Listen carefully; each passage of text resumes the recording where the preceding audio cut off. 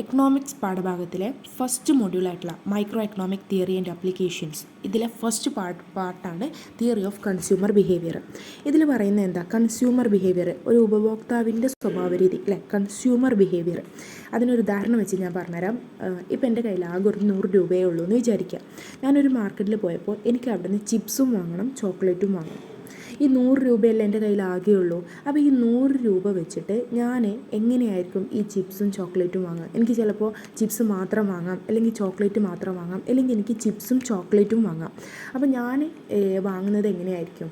ഞാനൊരു ഉപഭോക്താവാണ് ഇവിടെ അല്ലേ. അപ്പോൾ എനിക്ക് എൻ്റെ ആവശ്യത്തിനനുസരിച്ച് എൻ്റെ സന്തോഷം, എനിക്ക് എത്ര വാങ്ങിയാലാണ്, ഏത് രീതിയിൽ വാങ്ങിയാലാണ് ഏറ്റവും കൂടുതൽ സന്തോഷം കിട്ടുക, ആ ഒരു അപ്രോച്ചിലായിരിക്കും ഞാൻ ആ സാധനങ്ങൾ വാങ്ങുക അല്ലേ. അപ്പോൾ എനിക്ക് ഏറ്റവും കൂടുതൽ സാറ്റിസ്ഫാക്ഷൻ കിട്ടുന്ന രീതിയിലാണ് വാങ്ങാം. ഈ ഒരു സാറ്റിസ്ഫാക്ഷനെയാണ് നമ്മൾ എന്ത് വിളിക്കുക? യൂട്ടിലിറ്റി എന്ന് പറയുക. ഓക്കെ, അപ്പോൾ നമ്മളെന്താ പറയുന്നത്? Consumer behaviour, theory of consumer behaviour, ഒരു കൺസ്യൂമറിൻ്റെ, ഒരു ഉപഭോക്താവിൻ്റെ സ്വഭാവത്തിനെ കുറിച്ചാണ് പറയുന്നത്. അപ്പോൾ അതിനെ സ്വാധീനിക്കുന്ന കുറച്ച് കാര്യങ്ങളിൽ ഒന്നാണ് യൂട്ടിലിറ്റി, നമ്മൾക്ക് വാങ്ങുമ്പോൾ കിട്ടുന്ന സന്തോഷം അല്ലേ, നമ്മുടെ സാറ്റിസ്ഫാക്ഷൻ. ആ ഒരു സാറ്റിസ്ഫാക്ഷനാണ് ഇതിൻ്റെ ഒന്നാമത്തെ പോയിൻ്റ്. ഇനി രണ്ടാമത്തെ പോയിൻ്റ്, നമ്മളിപ്പോൾ ഒരു സാധനം ഒരുപാട് കഴിക്കാമെന്ന് വിചാരിക്കുക. അപ്പോൾ നമുക്ക് ആ ഒരു ഫസ്റ്റത്തെ സംഭവം കഴിക്കുമ്പോഴുള്ള ആ ഒരു രസം പിന്നെ പിന്നെ കിട്ടുമോ? ഇല്ലല്ലോ. നമ്മളിപ്പോൾ ഒരു പിസ്സ കഴിക്കുകയാണ്, പിസ്സയിൽ ഫസ്റ്റത്തെ ആ ഒരു ബൈറ്റ് എടുക്കുന്ന രസം പിന്നെ അത് അടുത്ത സ്ലൈസിലുണ്ടാവും? ഇല്ല. പിന്നെ അടുത്ത സ്ലൈസിൽ നമുക്ക് വയറ് ഫില്ല് ചെയ്ത പോലെ തോന്നും അല്ലേ. അതിൻ്റെ ആ ഒരു ടേസ്റ്റും ആ രസവും നമുക്ക് കിട്ടുന്ന ആ ഒരു ഹാപ്പിനെസ്സും ഒക്കെ ഇങ്ങനെ കുറഞ്ഞു വരുന്ന പോലെ തോന്നും. അതാണ് ഡിമിനിഷിങ് ഹാപ്പിനെസ്. അപ്പോൾ ഒരു ഉപഭോക്താവ് ഒരുപാട് സാധനം ബൾക്കായിട്ട് വാങ്ങാനുള്ള ചാൻസ് എന്താണ്? കുറവാണ്. എന്തെങ്കിലും പരിപാടികളോ കാര്യങ്ങളോ ഒക്കെ ഉണ്ടെങ്കിൽ ബൾക്കായിട്ട് വാങ്ങുള്ളൂ. അപ്പോൾ എല്ലാത്ത സമയത്ത് ഒരു കൺസ്യൂമർ എന്ന് പറയുന്നത് എപ്പോഴും ഒരു ലിമിറ്റഡ് ആയിട്ടുള്ള രീതിയിലായിരിക്കും വാങ്ങാം. പിന്നെ ഉള്ളത്, ഇപ്പോൾ എനിക്ക് എൻ്റെ കയ്യിൽ ആകെ ഒരു 100 രൂപയുള്ളൂ, എനിക്കതുകൊണ്ട് ഒരു സാധനം മാത്രമേ വാങ്ങാൻ പറ്റുള്ളൂ. ഇപ്പോൾ ഒന്നെങ്കിൽ എനിക്കൊരു ബണ്ടിൽ ബുക്കേ വാങ്ങാൻ പറ്റുള്ളൂ, അല്ലെങ്കിൽ എനിക്കൊരു പാക്കറ്റ് പെന്നേ വാങ്ങാൻ പറ്റുള്ളൂ. അപ്പോൾ ഞാൻ ഏറ്റവും കൂടുതൽ എന്തിനായിരിക്കും ചോയ്സ് ചെയ്യുക?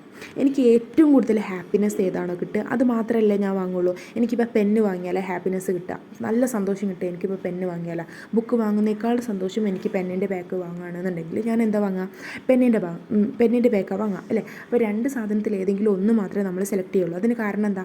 നമ്മുടെ ഹാപ്പിനെസ് ഒരു കാരണമാണ്, പിന്നെ നമ്മുടെ ലിമിറ്റഡ് ആയിട്ടുള്ള നമ്മളെ ബഡ്ജറ്റ് ഒരു കാരണമാണ്, പിന്നെ ഈ ഒരു സാധനത്തിൻ്റെ പ്രൈസ്, വില, അതൊരു കാരണമാണ്.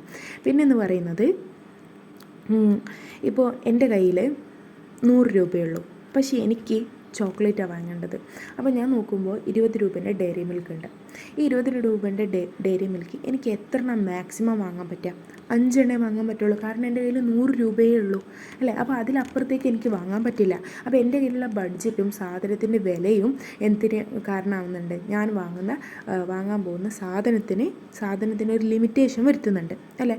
ഇനി ഒരാളുടെ ബെസ്റ്റ് ചോയ്സ് എന്ന് പറയുന്നത് അയാൾ ഇക്വിലിബ്രിയത്തിലെത്തുക എന്നുള്ളതാണ്. ഇക്വിലിബ്രിയത്തിലെത്തുക എന്ന് പറയുമ്പോൾ, ഇപ്പോൾ എൻ്റെ കയ്യിലൊരു 100 രൂപയാണ് ഉള്ളത്. ഞാൻ പറഞ്ഞു എനിക്ക് ചോക്ലേറ്റും ഇഷ്ടമാണ്, ചിപ്സും ഇഷ്ടമാണ്. അങ്ങനെയാണെങ്കിൽ ചോക്ലേറ്റ് മാത്രം വാങ്ങിയാൽ എനിക്ക് ചിപ്സ് വാങ്ങാൻ ഞാൻ സങ്കടമാവും, ചിപ്സ് മാത്രം വാങ്ങിയാൽ ചോക്ലേറ്റ് വാങ്ങാഞ്ഞാൽ എനിക്ക് സങ്കടമാവും. അപ്പോൾ ഞാൻ നോക്കുമ്പോൾ ഒരു 2 ഡയറി മിൽക്ക് എടുത്തു 20 രൂപേൻ്റെ. അപ്പോൾ ചോക്ലേറ്റിന് 40 രൂപയായി. ബാക്കിയുള്ളതിന് ഞാൻ എന്ത് ചെയ്തു? ചിപ്സും മേടിച്ചു. അപ്പോൾ 40 രൂപയ്ക്ക് ചോക്ലേറ്റും വാങ്ങി, 60 രൂപയ്ക്ക് ചിപ്സും വാങ്ങി.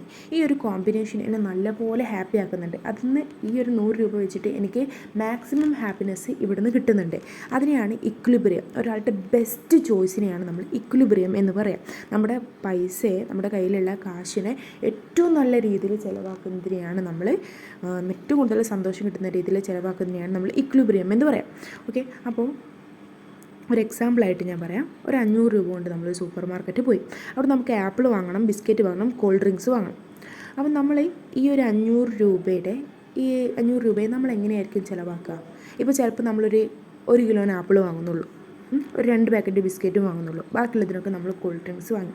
ഈ ഒരു രീതിയിലാണ് എനിക്ക് ഏറ്റവും കൂടുതൽ ഹാപ്പിനെസ് കിട്ടുന്നതെന്ന് വിചാരിച്ചോളൂ. അപ്പോൾ ഇതായിരിക്കും എൻ്റെ ഇക്വിലിബ്രിയം എന്ന് പറയുന്നത്.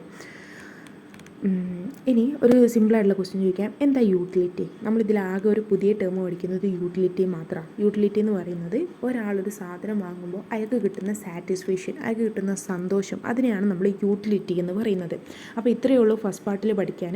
കൺസ്യൂമർ ബിഹേവിയർ, ഒരാളൊരു സാധനം വാങ്ങുമ്പോൾ അയാൾ എന്തിനൊക്കെയാണ് സ്വാധീനിക്കുന്നത്? ഒന്ന്, അയാളുടെ സന്തോഷം, അയാളുടെ സാറ്റിസ്ഫാക്ഷനാണ്. രണ്ടാമത്തത്, അയാൾ ഒരുപാട് വാങ്ങിക്കഴിഞ്ഞാൽ അയാളുടെ സന്തോഷങ്ങൾ കുറഞ്ഞു വരും അല്ലേ? ആദ്യത്തെ ആ ഒരു സാധനം കഴിക്കുമ്പോൾ ഉള്ള രസം ഉണ്ടാവില്ല. രണ്ടാമത് അതേ സാധനം തന്നെ കഴിക്കുമ്പോൾ അപ്പോൾ അയാൾ ബൾക്കായിട്ട് വാങ്ങാനുള്ള ചാൻസ് കുറവാണ്. പിന്നെ രണ്ട് സാധനങ്ങളിൽ ഏതെങ്കിലും ഒന്ന് മാത്രമേ വാങ്ങാൻ പറ്റുള്ളൂ എന്നുണ്ടെങ്കിൽ അയാളുടെ ഏറ്റവും കൂടുതൽ ഹാപ്പിനെസ് കിട്ടുന്ന ഏതാ അതേ അയാൾ വാങ്ങുള്ളൂ. അതിനെയാണ് നമ്മൾ കൺസ്യൂമർ ചോയ്സ് എന്ന് പറയുന്നത്. പിന്നെ നമ്മൾ പറഞ്ഞത് എന്താ? സാധനത്തിൻ്റെ വിലയും കയ്യിലുള്ള കാശിൻ്റെ ഒരു ലിമിറ്റേഷനും ഇത് വെച്ചിട്ട് അയാൾക്ക് വാങ്ങാൻ പറ്റുള്ളൂ. പിന്നെ പറഞ്ഞു ഇക്വിലിബ്രിയമാണ് ഒരാളുടെ ബെസ്റ്റ് ആയിട്ടുള്ള ചോയ്സ്. ഇക്വിലിബ്രിയം എന്ന് പറയുന്നത് കയ്യിലുള്ള കാശ് വെച്ചിട്ട് ഏറ്റവും കൂടുതൽ ഹാപ്പിനെസ് കിട്ടുന്ന രീതിയിൽ അതിനെ ചിലവാക്കുക. ഓക്കെ, അപ്പോൾ ഇത്രയേ ഉള്ളൂ തിയറി ഓഫ് കൺസ്യൂമർ ബിഹേവിയറിൽ പഠിക്കാൻ.